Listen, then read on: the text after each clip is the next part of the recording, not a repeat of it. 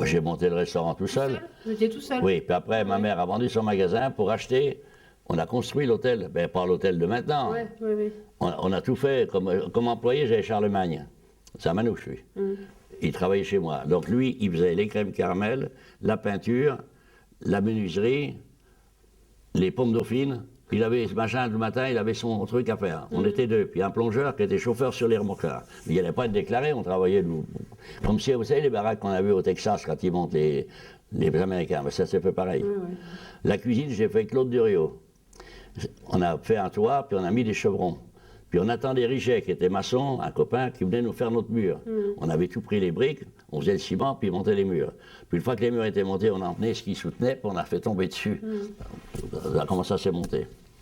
Donc vous avez commencé par un restaurant qui... Non, il était... Je voulais pas faire le routier, ni le machin, moi, je voulais faire du beau travail. On était à 6 francs, les autres... Depuis le début, quoi. Oui, bon, c'était pas le même genre, on n'était pas 12 en cuisine, mais moi j'étais du métier, puis j'avais 27 ans, ça y allait. Hein. Mais je connaissais le métier, je travaillais depuis l'âge de 13 ans. En métier, j'avais 14 ans de métier. Celui qui montait sa scène du métier, il avait beau se démerder comme il voulait, c'est plus comme aujourd'hui. Comme j'ai pas de nouvelle cuisine. Mais j'avais trouvé le matin, on faisait des ex-bacon, enfin des œufs au jambon, des œufs au lard. On les servait dans la poêle, on faisait les œufs à la crème servis dans la poêle à crêpes.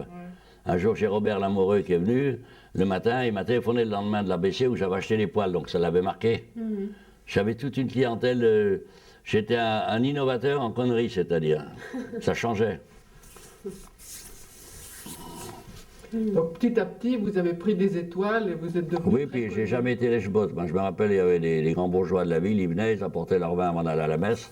Alors moi, j'avais besoin de personne.